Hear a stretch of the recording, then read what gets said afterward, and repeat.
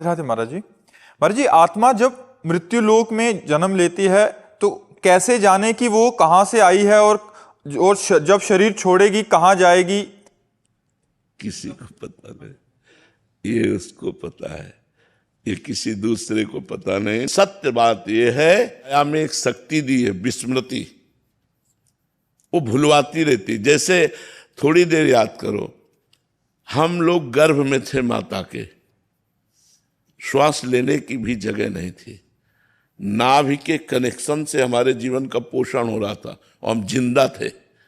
कितना हम कष्ट भोग रहे थे, माँ के गर्भ में कितना कष्ट भोग रहे थे, लेकिन एक सेकंड का भी हमको पता नहीं।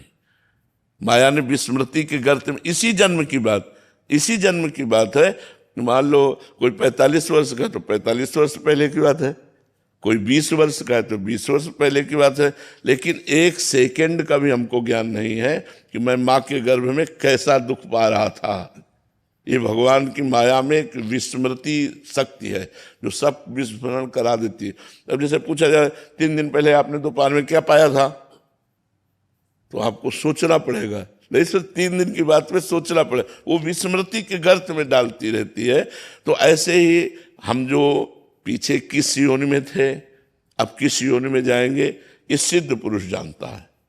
जो भगवान को प्राप्त होकर भगवान के समान हो गया है, वो ये जानता है कि पीछे मैं इस योनि में था। जैसे भरत जी सिद्ध महापुरुष थे, वो जानते थे कि मैं पहले राजा भरत था, हम हिरण से प्रेम किया तो हिरण बन गया, अब उससे मुक्त होकर के मैं ब्रह्म स्वरूप में स्थित हो गया हूँ।